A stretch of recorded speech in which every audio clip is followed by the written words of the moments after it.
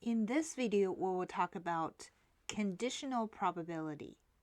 Let's think about this scenario. A couple is planning to have 2 kids.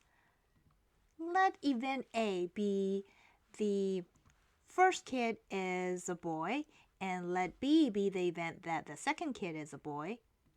Then the probability of the second kid being a boy, given that the first kid is a boy, is a conditional probability, and it is represented using this symbol.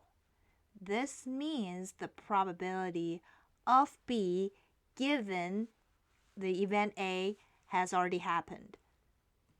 In our case, this conditional probability is 1/2, just like normal, because the probability of the second kid being a boy has nothing to do with the gender of the first birth. Now let's look at another example.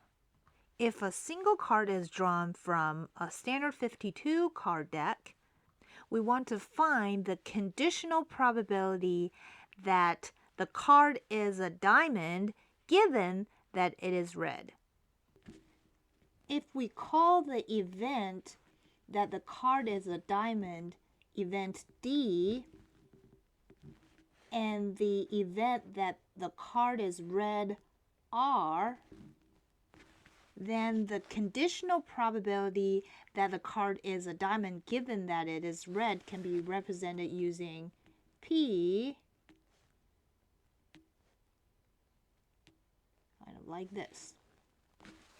Well, what is this conditional probability? First, let's look at the denominator. Okay, we're given that the card is red already. So how many cards are red in a deck of cards? We know half of the deck is red and the other half is black. So it's out of 26 instead of 52 because we know the card is red already. And so out of those 26 red cards, how many are diamonds? We know there are 13 diamond cards and 13 heart cards.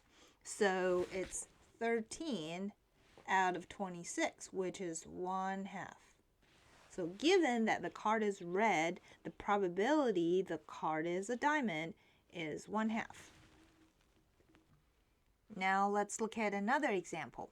Find the conditional probability in a single row of 2 fair 6-sided dice that the sum is less than 9, given that the sum is even. First, let's make a chart. Vertically, we have the numbers of the first die, and horizontally, we have the numbers in the second die. And here, for example, this 2, 1 represent, 1, 2 represent the first die is a 1 and the second die is a 2. The probability we're looking for here is the probability that the sum is less than 9, given that the sum is even. So the denominator here should be the number of situations when the sum of the 2 dice is even. So first of all, 1, 1, the sum of the 2 die is even, right? 1, 2 is not, 1, 3 is, 1, 4 is not, 1, 5 is. On the second row, 2, 1 is not, but 2, 2 is. 2, 3 is not, but 2, 4 is. 2, 5 is not, but 2, 6 is.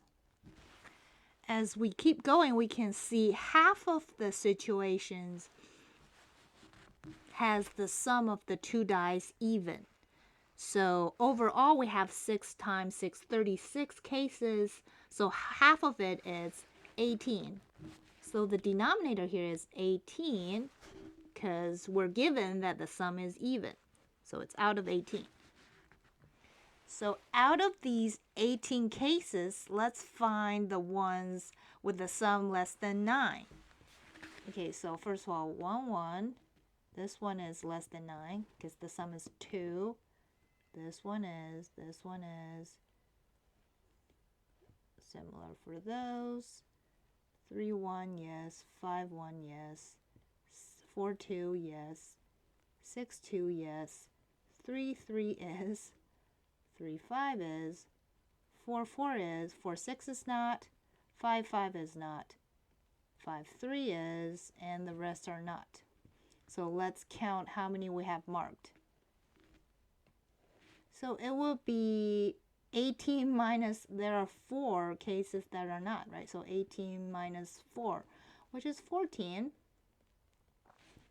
Okay, so this is the conditional probability of the sum is less than 9 given that the sum is even. So if you simplify this fraction, you will get 7 over 9. I hope this video helped you understand what is conditional probability, and I will see you in the next video.